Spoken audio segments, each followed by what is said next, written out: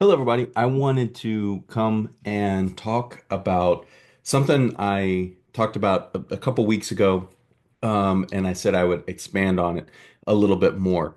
I'm going to talk about my impressions of my one-day trip to Walt Disney World. I went mid-November, and I was presenting at a conference, and I was actually presenting on the use of mobile applications and themed entertainment and in theme parks.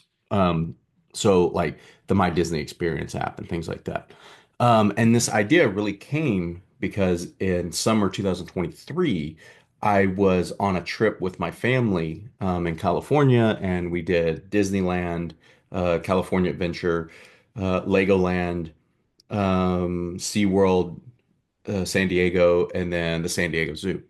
And just looking at the different ways that we could use those apps got me really, really interested in this idea of what is helpful in an app, and maybe like what becomes too intrusive in an app.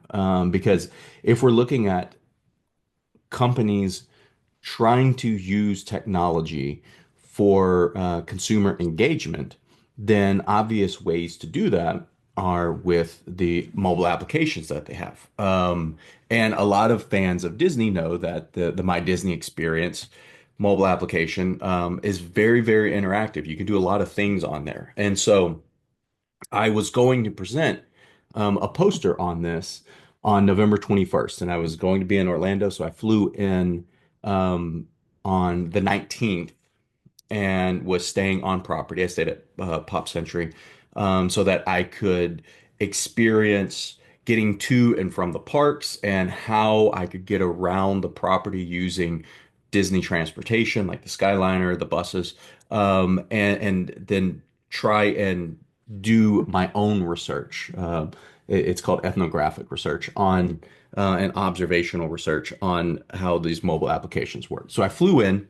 Once I got to the hotel, I was able to check in on the app, which was really, really nice. The last time I was at Walt Disney World was November 2021.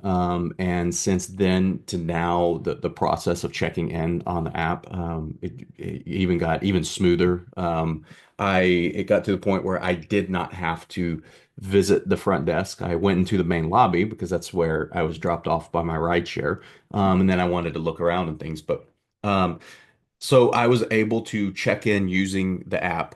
And then because I was there for research purposes and also because of the class, I did a lot of videos. I made a lot of content for the class. And so I will actually link the videos or the playlist in YouTube of the videos that I took. So you can see everything and kind of talk about how we talk about everything with the mobile applications and how they're working. So that night, I checked in, got to my room, put my stuff down. Then I went to Disney Springs. I was planning to meet up with people at Disney Springs that I had done some work with. I was unable to do that. I did meet up with a few people um, oh, while I was there for a few minutes. That was kind of unexpected and really, really nice. But um, after Disney Springs, I went and I rode this. I went back to the hotel.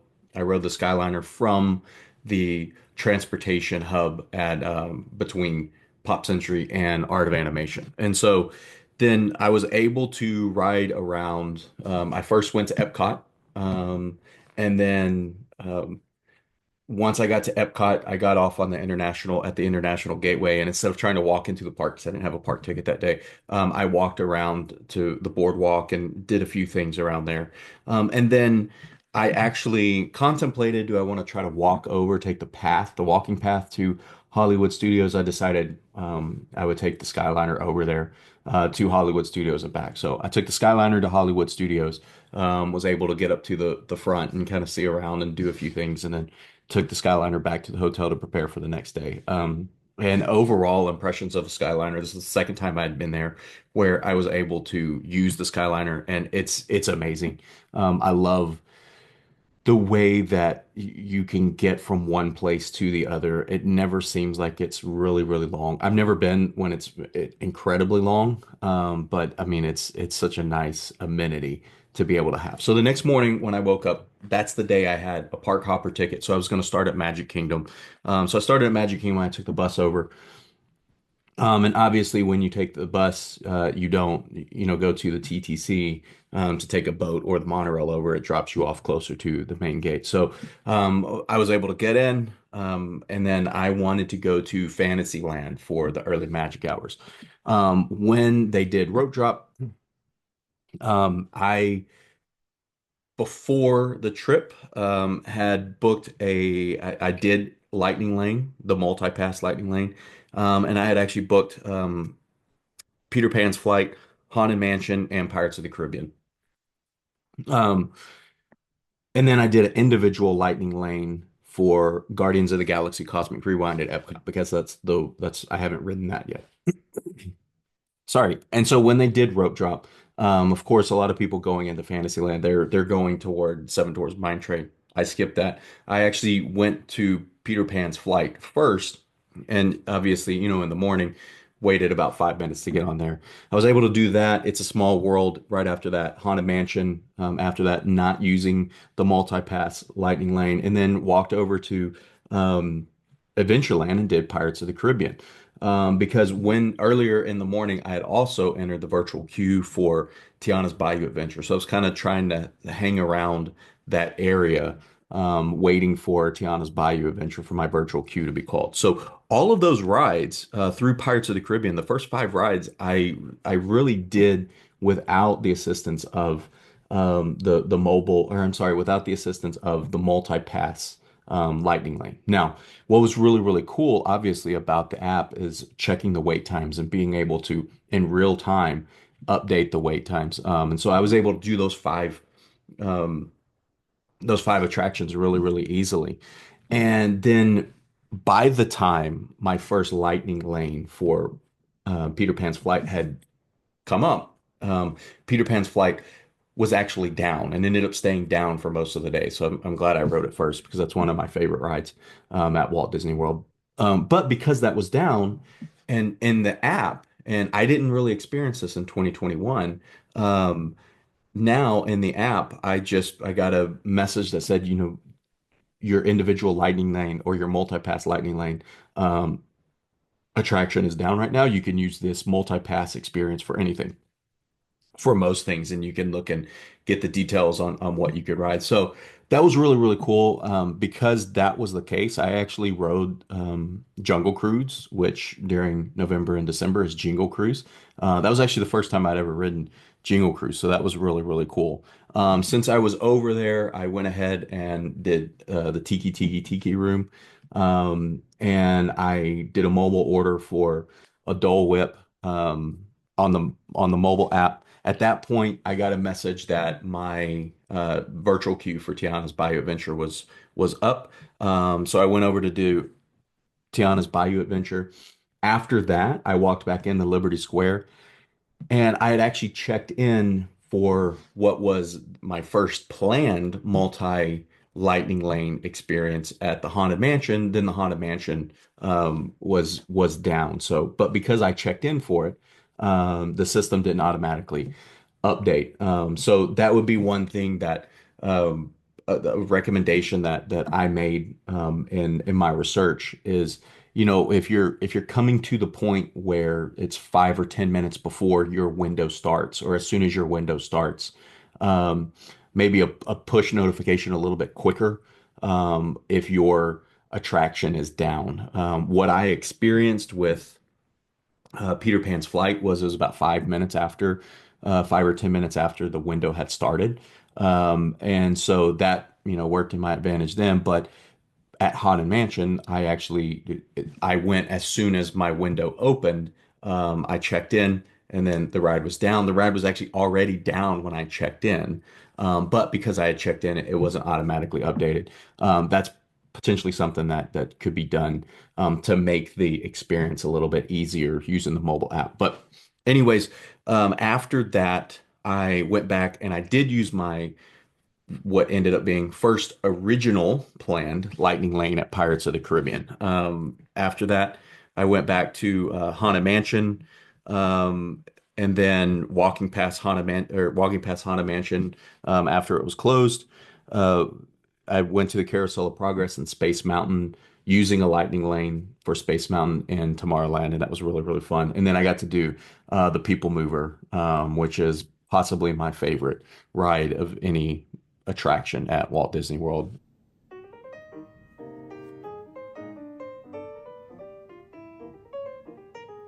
And now a message from Cody's Inner Dialogue. Hey, Cody. Yeah, what's going on, Inner Dialogue?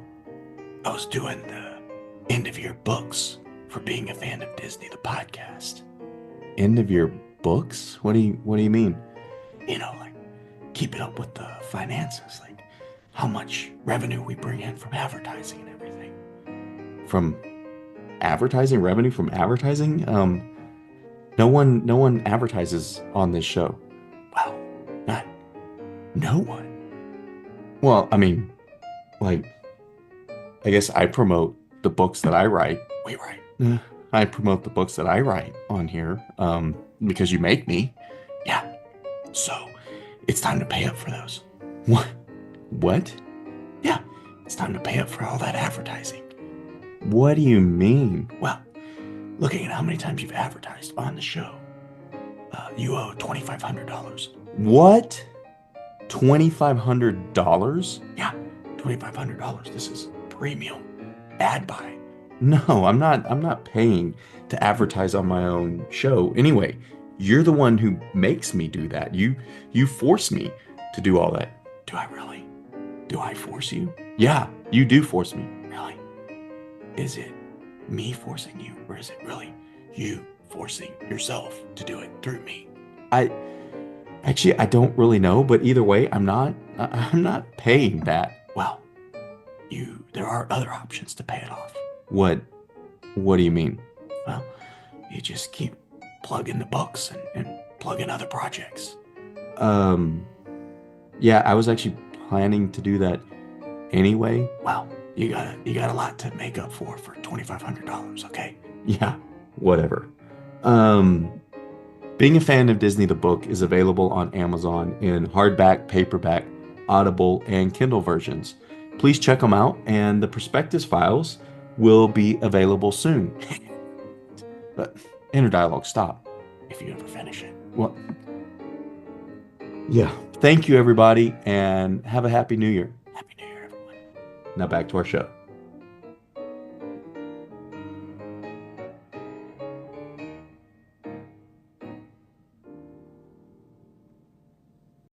From there, during this whole process, I was able to, because I had the multi-pass and because I had a park hopper, I was able to look at ride and wait times in other parks. I was planning to do at least Magic Kingdom and then finish in Epcot because I was there on a Christmas parade day, which meant the Magic Kingdom closed at 6. It also meant there was a lot lower wait times. There's lower crowds on those days when the park is going to be closing earlier. So I was able to see wait times in Epcot and that they were pretty low. So I had actually booked a Lightning Lane for Living with the Land. And so then I made my way over to Epcot. And when at Epcot, I was able to do Spaceship Earth. I did the walkthrough attraction Journey of Water, inspired by Moana, which is awesome. This is the first time I'd ever done that. And then, as I said, I used my Lightning Lane for Living with the Land. As soon as I got off Living with the Land, I had, or when I was waiting for Living with the Land, I should say, a Lightning Lane for that time popped up for Soarin' Around the World. So, that being about 300 steps from there, I went ahead and did that. And then I also had looked and seen that I could get a Lightning Lane for Toy Story Mania. And the fact that the Skyliner connects from Epcot to Hollywood Studios, I decided, well, I can go ahead and try that. So after I did Soarin', I walked over to Journey into Imagination, but it was closed. I actually, because it was closed and I was still in line, but we had to be evacuated. I received a lightning lane for multiple attractions for that one.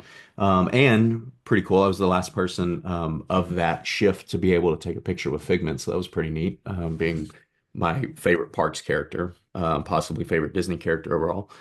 So after that, I had done a mobile order at for fish and chips in the United Kingdom Pavilion. I picked up that, took the Skyliner over to Hollywood Studios. At Hollywood Studios, I was able to do Toy Story Mania on Lightning Lane, and then Lightning Lanes for Tower of Terror and also for Rock and Roller Coaster. And interestingly, I did Rock and Roller Coaster. I did not go over to Muppet Courtyard. The very next day when I was presenting is when the announcement was made from Disney Parks that they were going Muppet Courtyard was being replaced by Monsters Incorporated, and then the Muppets were moving over to Rock and Roller Coaster. So at that point, I took the Skyliner back over to Epcot to use my individual Lightning Lane pass for Guardians of the Galaxy, and then finished off the night walking around the rest of World Showcase and did the Grand Fiesta Tour, starring the Three Caballeros.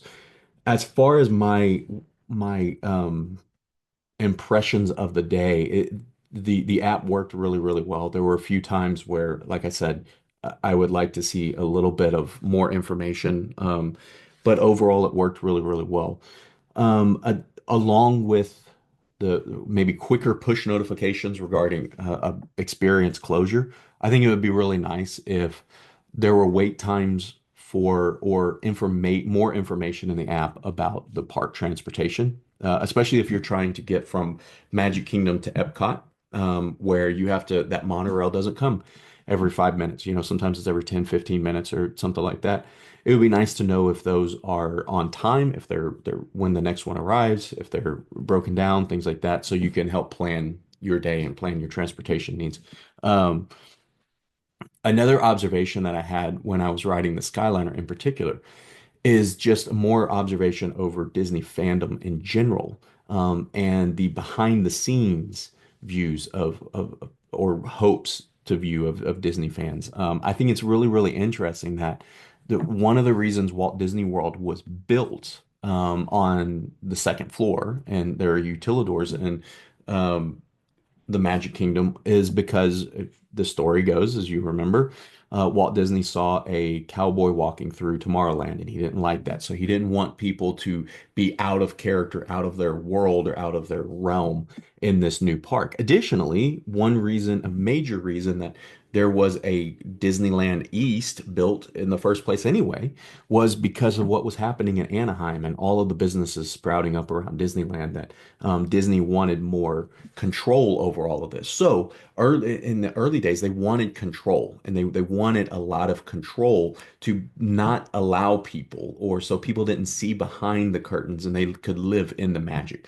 Little by little, people have been more and more interested in seeing quote unquote behind the magic, and behind the curtains. And that kind of started with, you can do uh, different tours, VIP tours, where you get to see behind the scenes, even somewhere you go in places like the Utilidors or behind the scenes at Epcot or Hollywood Studio or anything. Um, but one of the major things that happened at the Disney parks was when Animal Kingdom opened, and being able to ride the train back to um, Animation Courtyard and being able to go to that experience, you could actually see the houses where the animals were located and where they were being housed. That was kind of a next step in that behind the scenes. And that didn't cost anything extra for people to be able to see that. So that was kind of a next step in allowing fans to see more behind the scenes action. And then with the Skyliner in particular, when you're riding on that Skyliner and you see a lot of behind the scenes. Whereas on the monorail, you don't see as much. Yes, you do see the Mickey shaped, um, all of the alternate electricity that they have in the shape of Mickey, but also if you know where to look when you're leaving the Magic Kingdom or arriving at the Magic Kingdom, you can see the stallway, the short takeoff and landing airport. But those are things that people have to be looking for. When you're riding the Skyway or the Skyliner, especially into Epcot. You actually, you ride past the backside of the World Showcase, and when you are coming into landing, you see a good portion of behind the scenes of the France Pavilion. And I think it's really, really interesting that fandom has reached a point now where the company is allowing more and more access to see that behind the scenes. And because that's what people are wanting to see, and that's what people are wanting to experience. And so overall, it was a really interesting trip. I think I got some good information while I was there. Obviously, had a lot of fun while I was there. And then so as we move more into the future, I will continue to do more work on this mobile applications research. This was kind of a first step or just this ethnographic step to do this. We have a broader project where we're looking at a lot of parks and we're looking at a lot of experiences, not only in the United States, but abroad.